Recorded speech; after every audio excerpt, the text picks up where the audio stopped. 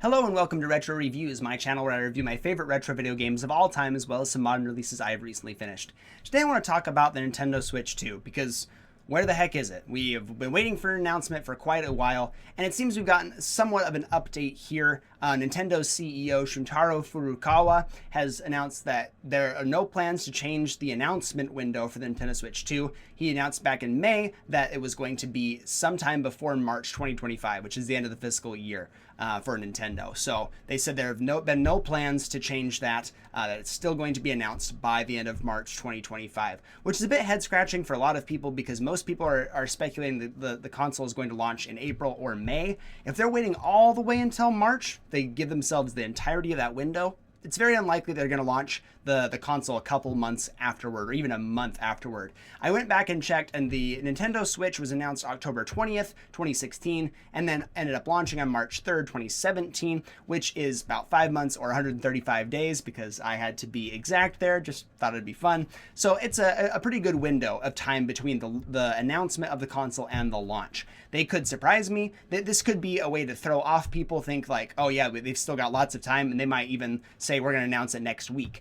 They might be doing something like that, but I think this gives them a lot of leeway in terms of if like manufacturing is going awry or anything like that. If they have any problems with that, I know that they want to like get ahead of production issues so they can have as much as demand necessitates at launch, so they don't have any issues with like they did with Nintendo Switch or any of the modern consoles as of late. So I think that this is probably a good strategic move from them, but it is showing a lot of like hesitancy as well. So a lot of people are getting a little bit nervous about the Nintendo Switch 2 or just getting anxious about it, or they're getting not as excited about the Nintendo Switch 1. I think that the Nintendo Switch is having a very phenomenal end of its life cycle here. I thought that they would peter out with like having a couple good releases back in the summer, some ports and some remakes and everything, and then they'd just kind of coast off into the sunset with a couple games sprinkled here and there. But instead they announced stuff like a new Zelda game coming at the end of the Switch's life cycle. This was already a crazy surprise since we got Tears of the Kingdom last year, and we've got Mario and Luigi Brothership. We've got like a bunch of good games coming out at the end of the year. I think it's a fantastic send-off for the console, but most people, myself included, have figured that would come with an announcement of the Switch 2, where we're getting to the end of all these games. So where's the Switch 2 now? Because after these games come out and people have enjoyed them for a substantial period of time, we're just going to be waiting for the next big thing. Because right now, Metroid Prime 4 should be on everybody's radar for the Nintendo Switch, myself included. I've been waiting for that game for a very, very long time.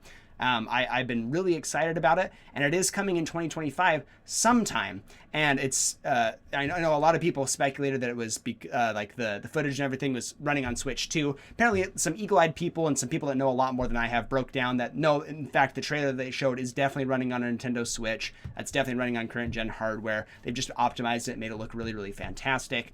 But there is speculation that it will launch on the Switch 2 as well. I expect it to be a multi-platform launch, kind of like Breath of the Wild was.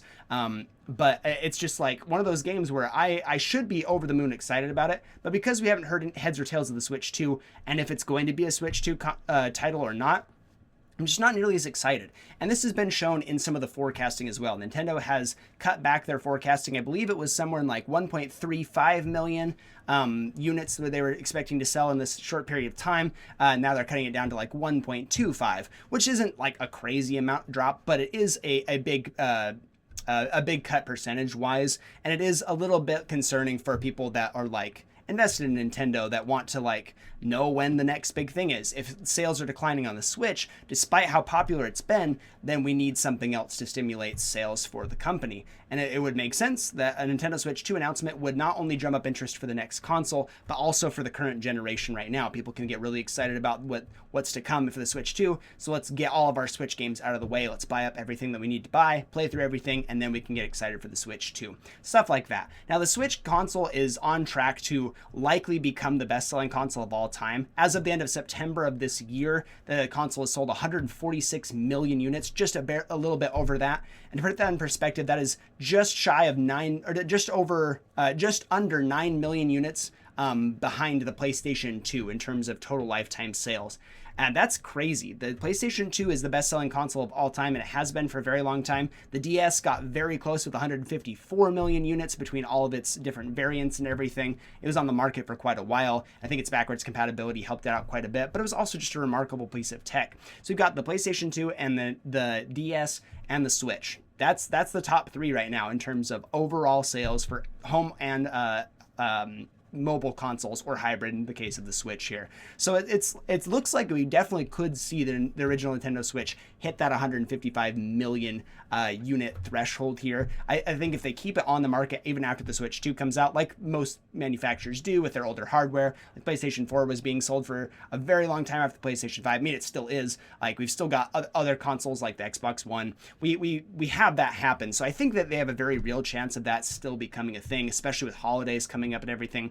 But it does not take away from the fact that most people are just really excited about the Switch 2. People that have had the Switch since the launch, like myself, it's been 7 years, coming up on 8 now. March will be 8 years since the Nintendo Switch originally launched, which is kind of crazy to think about. It's an outdated piece of tech in terms of like its guts, but it's so innovative, and that's why it's had such longevity. Nintendo's constantly put out really great games and partnered with other like second-party developers to make really fantastic titles. So it's had a lot of longevity. But again, I'm just really excited about the Switch 2. I think the announcement window being a little bit concerning. If it does end up getting pushed back all the way to March of 2025, we can expect the Nintendo Switch 2, if it follows just like the Switch 1 did, to be in, what is that? April, May, June, July, August of 2025, which is not something that I think most people expected, a summer release date for the next Nintendo console. I don't think that was on many people's radar.